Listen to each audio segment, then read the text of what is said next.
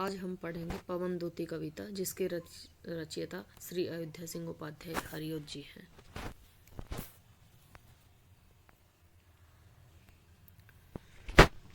प्रस्तुत पद में राधा जी पवन को श्री कृष्ण के सौंदर्य का वर्णन करती हुई बता रही हैं। कहती हैं, तू देखेगी जलद तन को जो वहीं तदगता हो।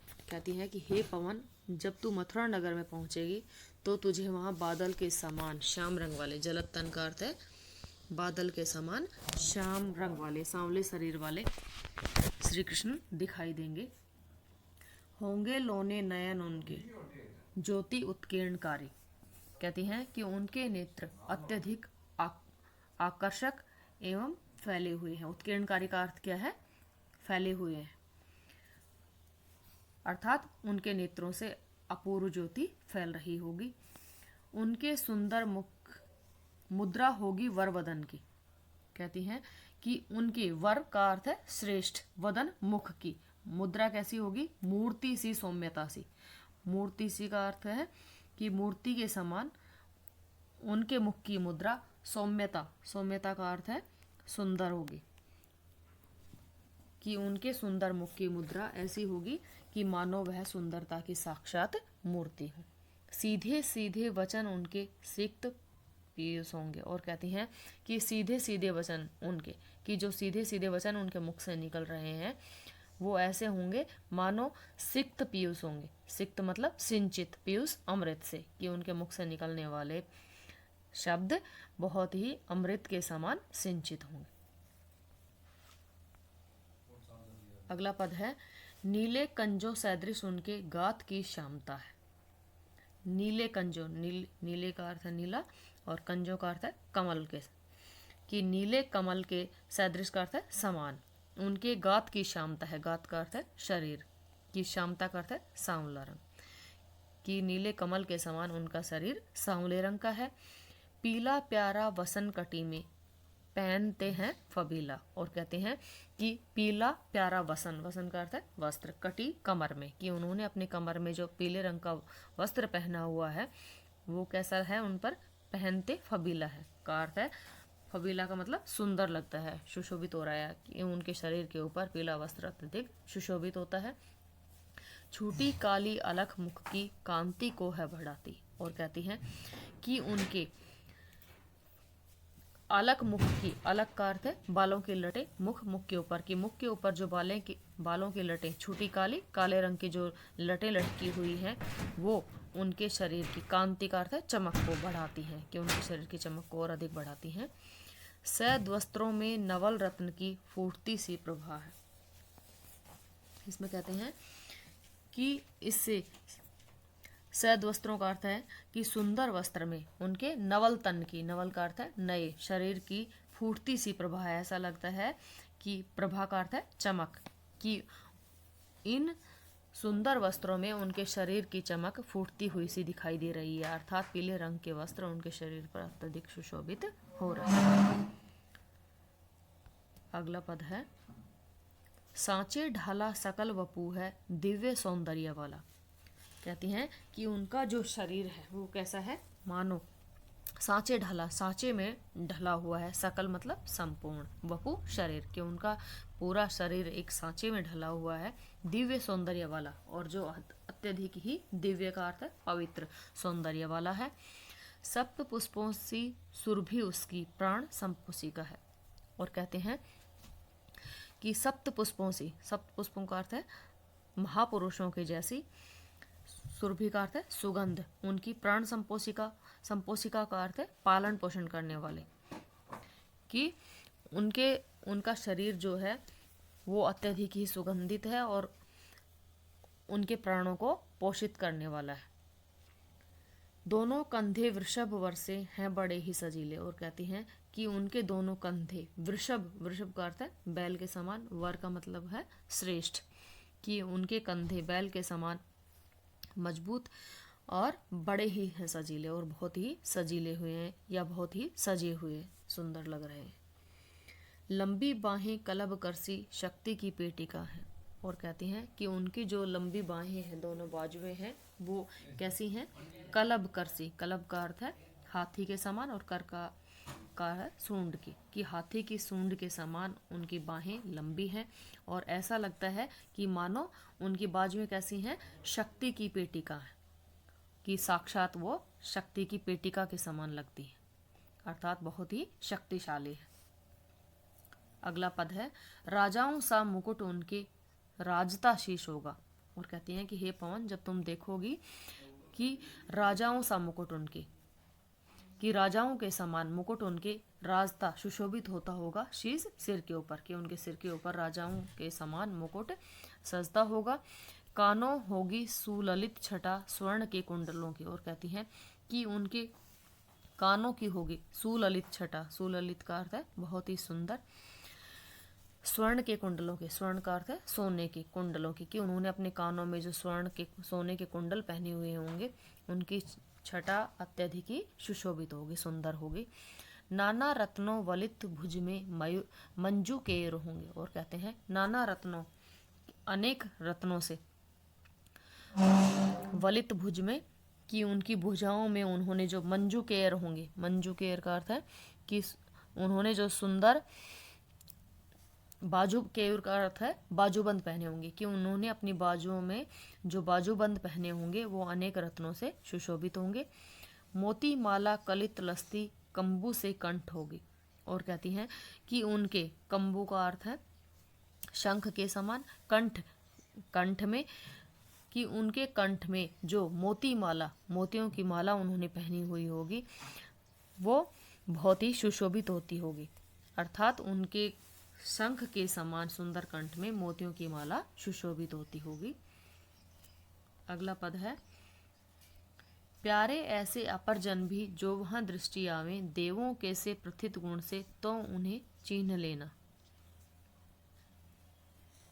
कहती हैं प्यारे ऐसे अपर जन भी, कि प्यारे श्री कृष्ण के समान, अपर का अर्थ है दूसरे जन लोग भी, कि श्री कृष्ण के समान ही और दूसरे लोग भी जो वहाँ दृष्टियाँ अगर तुझे वहाँ दिखाई दे जाएं, तो देवों के से प्रथित गुण से, देवों के समान प्रथम गुणों से, तो उन्हें चिन्ह लेना, अर्थात उन्हें पहचान लेना, कि श्री कृष्ण के समान ही गुणों वाले अगर और लोग भी दृष्टियाँ तुझे दिखाई दे जाएं, तो उनमें से देवों के समान प्रथम गुण वाले श्री कृष्ण को पहचान लेना।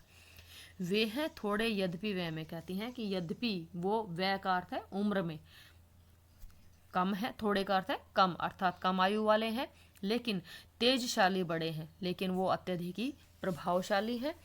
तारों में है न छिप सकता कंतरा का निशिका, कि ठीक श्री कृष्ण को तुम वैसे ही पहचान लेना जिस प्रकार से तारों में न छिप सकता, छिप नहीं सकता है, कंत राका निशिका,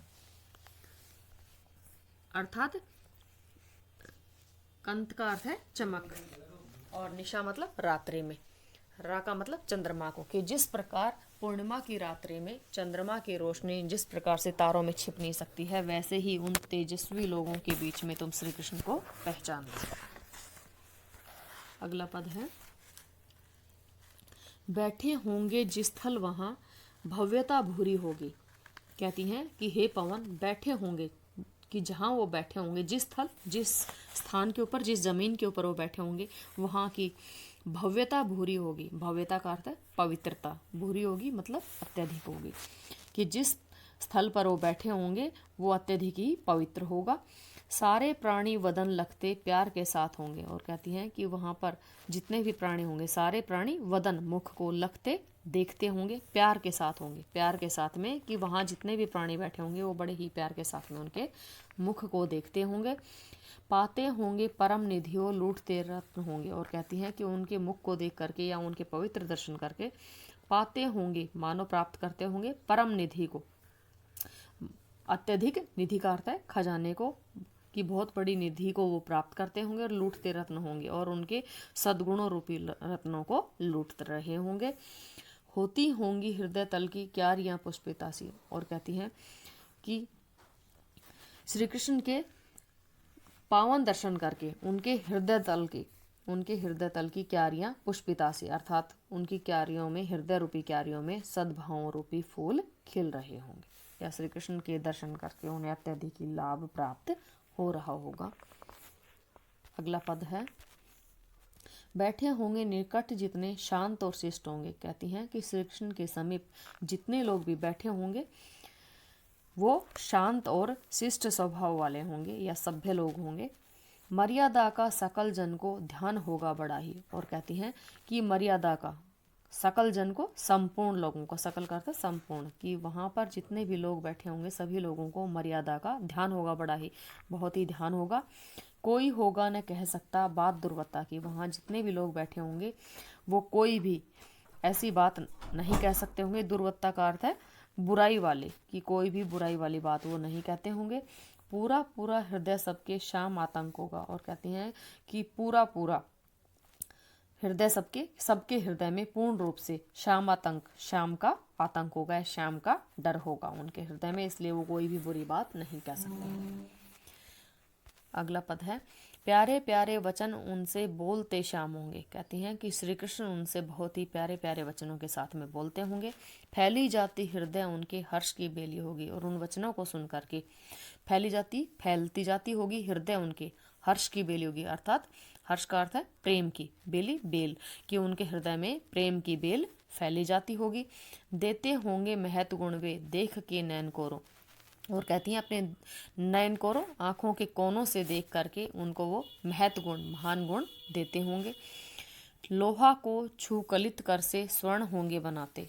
और कहती हैं कि ऐसा करते हुए ऐसा लगता होगा कि मानो लोहे को छू करके, कलित कर से अपने हाथों से लोहे को छू करके स्वर्ण होंगे बनाते, सोने के रूप में उसको परिवर्तित कर देते होंगे। अर्थात अपनी संगति से लोगों को महान बना देते होंगे।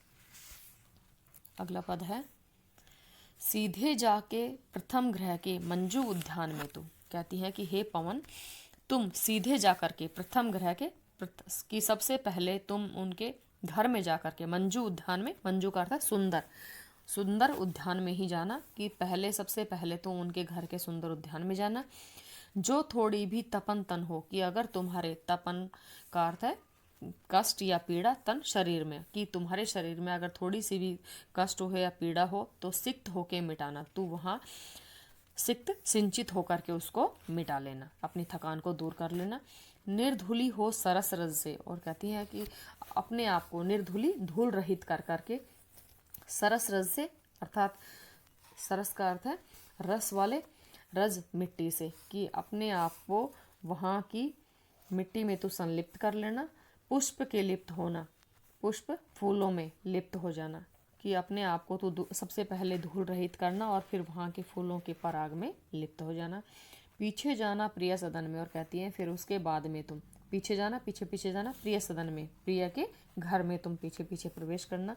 स्निग्धता से बड़ी हो, स्निग्धता का अर्थ है कोमलता के साथ में, कि बड़ी ही कोमलता के साथ में उनके घर में तुम प्रवेश करना। अगला पद है, जो प्यारे के निकट बसती बीन या वंशिका हो। कहती हैं कि जो अगर, प्यारे का अर्थ है श्री कृष्ण के, निकट बसती, पास में ही बसती हूँ, बीन या वंशिका, कि कोई बीन या कोई बंसी की आवाज़ अगर श्री कृष्ण के पास में ही बसती हो, कि वहाँ कोई मुरज पनवों आदि को हो बजाता, कि वहाँ या फिर अथवा या फिर कोई क्या बजाता हो। मुरज का अर्थ है मृदंग, मृदंग का अर्थ है ढोल या इत्यादि कोई, कि अगर वहाँ पर कोई गायक मंडली वहाँ पर बीन या फिर क्या बजा रही हो, पनवों, पनवों का अर्थ है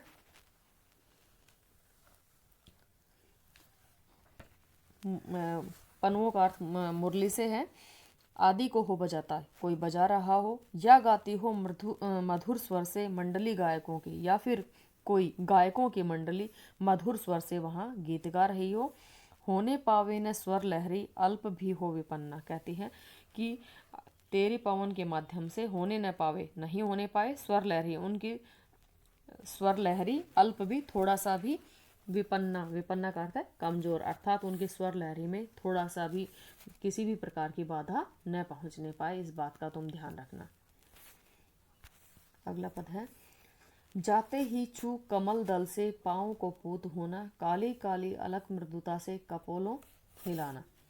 कहती है जाते ही छू कमल दल से, कि तू वहाँ पहुँचते ही कमल दल से पाँव को पूत होना, कि कमल के फूलों के समूह से छू करके अपने आप को तू पवित्र कर लेना। पूत होना का अर्थ है पवित्र कर लेना। कि श्री कृष्ण के जो कमल के समान पैर हैं उनको छू करके पहले सबसे पहले तुम अपने आप को पवित्र कर लेना। उसके बाद कहती हैं काली काली अलग मृदुता से कपोलों हिलाना। कहती हैं उसके पश्चात में तुम उनकी काली काली अलग काली काली लटों को इस प्रकार मृदुता प्रेम के साथ में कपोलों हिलाना, और कपोलों का अर्थ है गालों का, कि उसके साथ ही तुम प्यार से उसके गालों का भी स्पर्श करना। क्रीड़ाएं कलित करना, और कहती है कि तुम अनेक प्रकार की क्रीड़ाएं, कलित का अर्थ है मुग्धकारी, कि अनेक प्रकार की मुग्धकारी क्रीड़ाएं करते हुए उनके ले दुकुल आदि को, दुकुल आदि का अर्थ है वस्त्र इत्यादि को लेकर के तुम हिलाना। धीरे धीरे परस तन को, और उसके बाद में धीरे धीरे से परस का अर्थ है स्पर्श करके तन शरीर को, कि धीरे धीरे उनके शरीर को छू करके प्यार की बेली बोना, प्यार की बेल या प्रेम की बेल को उनके हृदय में बो देना। अगला पद है तेरे में है गुण जो तू व्यथाएं सुनाए। कहते हैं कि हे पवन, तेरे में ये गुण नहीं है, तू व्यथाएं सुनाए, कि तू मेरी पीड़ाओं को श्री कृष्ण को सुना सके। तो कहती है तू कामों को प्रखर मति और युक्तियों से चलाना। कहती है कि इसलिए तुम क्या करना, अपने कामों को प्रखर मति से, अपनी तेज बुद्धि के साथ में और युक्तियों से काम लेना। कि अगर तू अपने बात के माध्यम से मेरी दुखों को श्री कृष्ण के सामने प्रकट नहीं कर सके तो तुम अपनी तीव्र बुद्धि से और युक्तियों से तुम काम लेना। बैठे जो हो सदन अपने मेघ सी कांति वाले। कहती हैं कि मेघ के समान सुंदर कांति वाले, बादल के समान सुंदर कांति वाले श्री कृष्ण जो बैठे हुए हों सदन, अपने घर में जो बैठे हुए हों, तो चित्रों को इस भवन के ध्यान से देख आना। तो कहती हैं कि वहाँ पर श्री कृष्ण जहाँ बैठे हुए हैं वहाँ पर उनके घर में जो चित्र लगे हुए हैं, भवन का अर्थ है घर में जो चित्र लगे हुए हैं, उन चित्रों को तुम ध्यान पूर्वक देख लेना। जो चित्रों में विरह विधुरा वाम का चित्र होवे। कहती हैं कि जो चित्र वहाँ लगे हुए हैं उन चित्रों में विरह विधुरा, विरह से व्याकुल, वाम स्त्री का चित्र होवे, कि वहाँ विरह से व्याकुल अगर स्त्री का कोई चित्र टका हो तो तू जाके निकट उसको, तो तुम उसके चित्र के समीप में जाकर के भाव से यूं हिलाना। इस प्रकार से, इस भाव से तुम इसको हिला देना। प्यारे होके चकित जिससे कि प्यारे श्री कृष्ण चकित होकर के, आश्चर्यचकित होकर के चित्र की ओर देखें, उस चित्र की ओर देखने लगे। इस तरह से उस चित्र को हिलाना। आशा है यो सुरती उनकी हो सकेगी हमारी। कहती हैं कि इससे मुझे ये आशा है कि यूं इस प्रकार से जब उस चित्र को तुम हिलाओगे तो इस प्रकार से सुरती उनकी, सुरती का अर्थ है स्मृति या याद, हो सकेगी हमारी, कि उनको हो सकता है उस चित्र को देखने से हमारी याद आ जाए। अगला पद है जो कोई भी इस सदन में चित्र उद्यान का हो। कहती हैं जो कोई भी इस सदन में, कि इस घर में अगर कोई चित्र हो उद्यान का, बगीचे का कोई चित्र हो, और प्राणी हो विपुल उसमें, और उस चित्र के अंदर प्राणी हो विपुल, विपुल का अर्थ है अत्यधिक, कि वहाँ पर अनेक प्राणी हो घूमते बावले से, कि अगर उस चित्र में कोई बहुत सारे प्राणी बावले या पागल होकर के घूमते हों तो तू जाके निकट उसके, तो तुम उसके निकट जाकर के, समीप जाकर के और हिला के उसे भी, अर्थात उस चित्र को भी उसके समीप जाकर के तुम हिला देना। कंसारी को सुरती ब्रज के व्याकुलों की कराना। और कहती है कंसारी का अर्थ है श्री कृष्ण को, सुरती याद या स्मृति ब्रज के व्याकुलों की, ब्रज के जो व्याकुल हैं, ब्रज के लोग जो उनके विरह में व्याकुल हैं, उसकी तुम याद श्री कृष्ण को करा देना। अर्थात उस चित्र में घूमते हुए बावले से लोगों को देख करके उनको हो सकता है ब्रज के लोगों की याद आ जाए। अगला पद है कोई प्यारा कुसुम कुम्भला भवन में जो पड़ा हो। कहती हैं कि कोई प्यारा, कुसुम का अर्थ है फूल, कुम्भला कुम्भला करके, भवन में घर के अंदर अगर जो कोई पड़ा हुआ दिखाई दे जाए तो प्यारों के चरणों पर ला, तो तुम उस फूल को प्यारे श्री कृष्ण के चरणों पर ला करके डाल देना उसे, तो उस फूल को लाकर उसके चरणों पर डाल देना। यूं देना ये पवन बतला। और कहती है कि यूं इस प्रकार से तुम हे पवन श्री कृष्ण को बतला देना। फूल सी एक बाला, कि इसी प्रकार से फूल सी, इसी मुरझाए हुए फूल की भांति एक बाला या एक युवती म्लान हो कमल पग को चूमना चाहती है। मलाना हो अर्थात मुरझाई हुई सी या निराश हो करके कमल पक को कमल के समान कोमल श्री कृष्ण के पैरों को चूमना चाहती है या उसको स्पर्श करना चाहती। अगला पद है, जो प्यारे मंजू उपवन या वाटिका में खड़े हों। कहती हैं कि जो प्यारे कि श्री कृष्ण मंजू सुंदर उपवन या वाटिका में, बगीचे या बाग में खड़े हों तो छिद्रों में जा वर्णित करना। तो कहती है कि वहाँ बाग में तू छिद्रों में जा करके वर्णित करना अर्थात गुंजार करना। वेणु लो कीचकों की, वेणु बांसुरी को, कीचकों के अर्थात बांस की, बांस की लकड़ी में जा करके तुम इस प्रकार से आवाज़ करना कि उसमें से बांसुरी की सी आवाज़ निकले। यो होवेगी सुरती, उनको कहती है कि इस प्रकार से जब तुम बंसी बजाओगे तो इस प्रकार से होवेगी, हो जाएगी सुरती, उनको स्मृति हो आएगी। सर्व गोपांगना की, सर्व सभी गोपांगना गोपियों की, कि जब बंसी की आवाज़ जब सुनेंगे तो उनको सभी गोपियों की याद आ जाएगी। जो बंसी के स्वर्ण हित हैं दीर्घ उत्कंठ होती। कहती हैं कि जो बंसी की आवाज़ के स्वर्ण हित, सुनने के हित के लिए दीर्घ उत्कंठ होती, अत्यधिक ही उत्कंठ हो जाती थी, या श्री कृष्ण की बांसुरी की धुन पर अत्यधिक ही मोहित होती रहती थी, उनकी याद श्री कृष्ण को आ जाएगी। अगला पद है, लाके फूले कमल दल को शाम के सामने ही। और कहती हैं कि तुम लाके ला करके फूले कमल दल को, फूले हुए या खिले हुए फूल कमल दल, कमल की पंखुड़ियों को शाम के सामने ही, कि शाम के सामने श्री कृष्ण के सामने ही तुम खिले हुए फूलों की पंखुड़ियों को ला करके थोड़ा थोड़ा विपुल जल में, कि थोड़ा थोड़ा करके उनको विपुल अत्यधिक ही जल में या अत्यधिक पानी में व्यग्र हो डुबाना। व्यग्र का अर्थ है बेचैन हो करके उसको कमल को डुबोना उसमें। यो देना तू भगिनी जतला। और कहती है कि इसके माध्यम से, कि हे भगिनी का अर्थ है बहन, ये तुम जतला देना अर्थात बतला देना या दिखा देना। एक अम्भोज नेत्रा, कि उस कमल को पानी में डुबो करके एक अम्भोज नेत्रा का अर्थ है कमल नयनी, कि अर्थात स्वयं के बारे में कहती हैं राधा जी कि कमल के समान नयनों वाली, अर्थात राधा के बारे में तुम उसको बतला देना।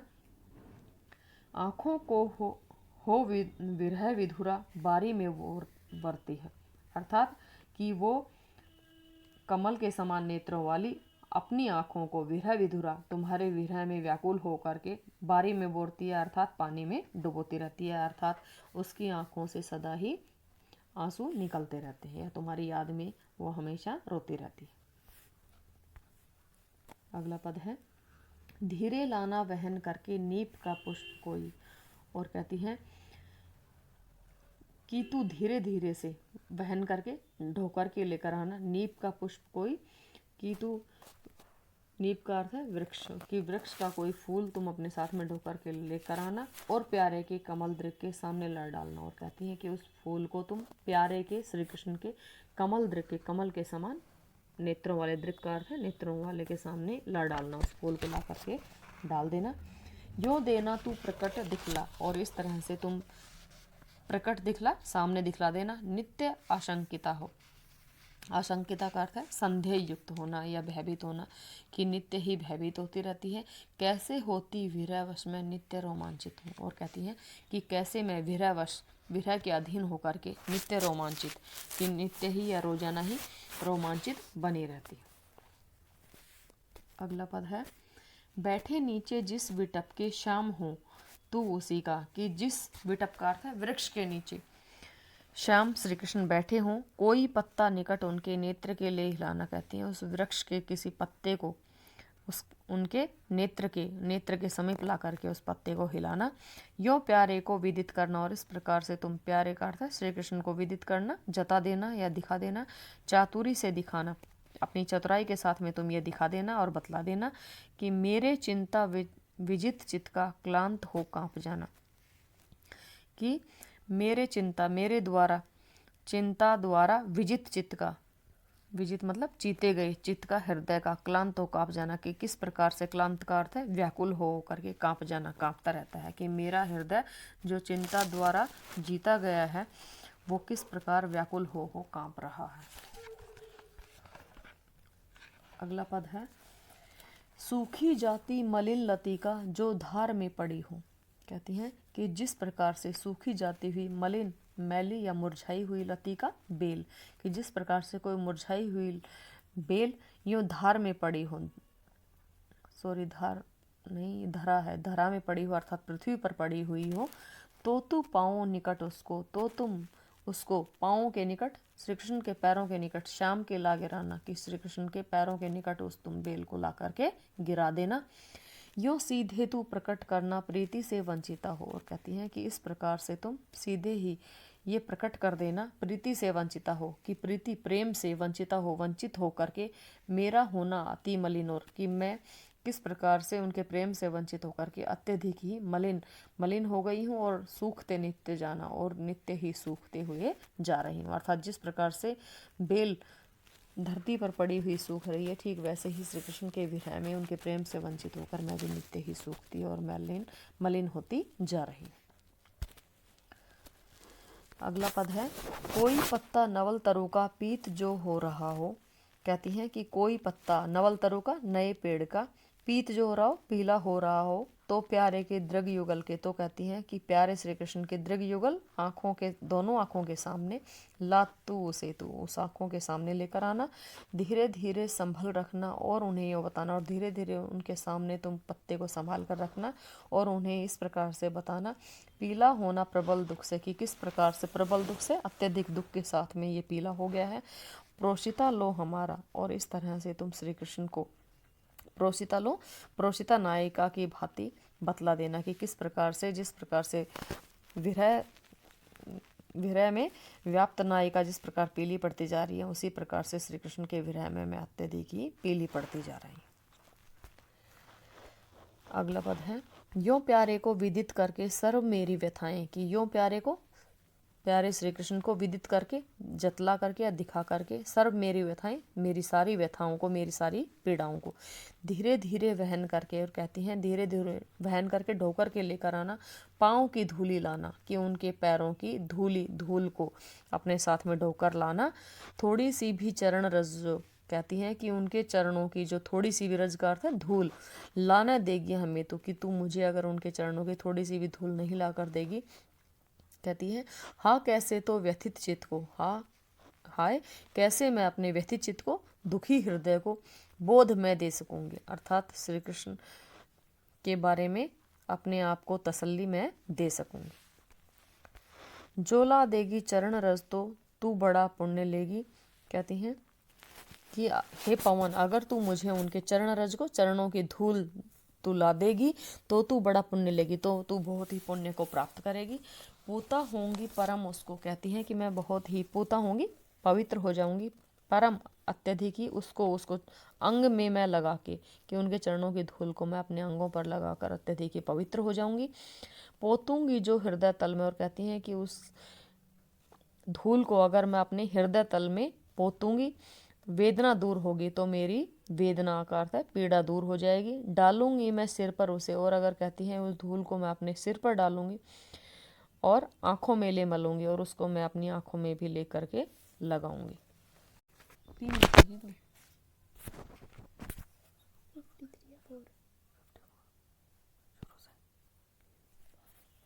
तू प्यारे का मृदुल स्वरला मिष्ट जो है बड़ाई। राधा जी कहती हैं कि हे पवन, तू प्यारे श्री कृष्ण का मृदुल स्वर, कोमल स्वर ला करके देना, जो बहुत ही कैसा है, मृदुल है, मिष्ट है, अर्थात बहुत ही मीठा है। जो यों भी है क्षरण करता स्वर्ग की सी सुधा को, और कहती है क्षरण करता का अर्थ है ह्रास करने वाला है, स्वर्ग की सी सुधा को, अर्थात जो स्वर्ग की के अमृत को भी टपकाने वाला है। थोड़ा भीला स्वर्ण पुट में जो उसे डाल देगी, और कहते हैं कि उनके थोड़े से भी स्वर को स्वर्ण पुट में, कानों में ला करके अगर तुम मेरे डाल देगी, मेरा सूखा हृदय तल तो पूर्ण प्रफुल्ल होगा, जिससे कि मेरा सूखा हुआ हृदय तल उसको सुन करके, उनके स्वर को सुन करके पूर्ण रूप से, प्रफुल्ल का अर्थ है प्रसन्न हो जाएगा या खिल जाएगा। अगला पद है, भीनी भीनी सुरभि सिगरे पुष्प की पुष्पिका सी। कहती हैं कि जिस प्रकार से भीनी भीनी, सुरभि का अर्थ है सुगंध, सिगरे संपूर्ण, पुष्प की पुष्पिकासी अर्थात फूलों का पोषण करने वाली है, कि जिस प्रकार भीनी भीनी सुगंध फूलों का पोषण करने वाली होती है। और कहती हैं मूली भूता अवनी तल में कीर्ति कस्तूरी कासी, और जिस प्रकार से कीर्ति का अर्थ है यश, कस्तूरी का कस्तूरी की, कि जिस प्रकार से कस्तूरी की कीर्ति या यश मूलभूत रूप से अवनी तल में पृथ्वी में समाई रहती है। तू प्यारे के नवल तन की वास ला दे निराली, वैसे ही कहती हैं कि तू प्यारे श्री कृष्ण के नवल तन की, नवल मतलब नए तन शरीर की, वास ला दे अर्थात सुगंध को ला करके मुझे दे दे, जो कैसी है निराली, अत्यधिक निराली है।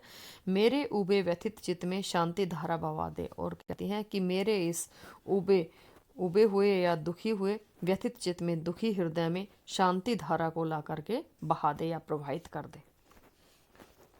अगला पद है होते होवे पतित कण जो अंग राग आदि को, कहती हैं कि यदि होते होंगे पतित कण जो, पतित का अर्थ है गिरते हुए, कण जो अंगराग आदि अर्थात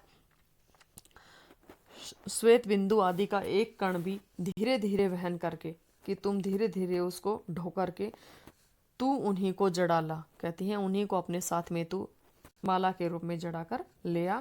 कोई माला कुसुम प्रिय के कंठ संलग्न हो जो, और कहती हैं कि अगर कोई माला कुसुम फूलों की कोई माला प्रिया की संलग्न हो, कंठ संलग्न कंठ में लगी हुई हो, या कंठ में कोई फूलों की माला श्री कृष्ण ने पहनी हुई हो, तो यत्नों से विकच उसका पुष्प ही एक ला दे। तो कहते हैं किसी भी प्रकार से यत्नों से, यत्न पूर्वक से विकच उसका एक पुष्प ला दे, अर्थात उस माला में से तू एक फूल ही निकाल करके मुझे ला करके दे दे। अगला पद है पूरी होवे न यदि तुझसे अन्य बातें हमारी, कहती हैं कि हे पवन अगर तुझसे पूरी होवे न पूरी नहीं हो सके, यदि तुझसे अन्य बातें हमारी, कि हमारी अन्य बातें अगर तुझसे पूरी नहीं होती हों, तो तू मेरा विनय इतना मान ले और चली जा। तो कहती हैं कि तू मेरे इतनी विनय करता प्रार्थना, कि मेरी इतनी प्रार्थना मान ले और यहाँ से तू चली जा। छू के प्यारे कमल पग को, कहती हैं कि तुम प्यारे श्री कृष्ण के कमल के समान कोमल पैरों को छू करके प्यारे के साथ आ जा, अर्थात श्री कृष्ण के कमल के समान कोमल पैरों को छू करके तू वहां से वापस आ जा। जी जाऊंगी हृदय तल में मैं तुझे को लगा के, कहते हैं कि मैं तो तुझे ही अपने हृदय तल से लगा करके पवित्र हो जाऊंगी, अर्थात मेरे जीवन की आशा का, मेरे शरीर में जीवन की आशा का दोबारा से संचार हो जाएगा।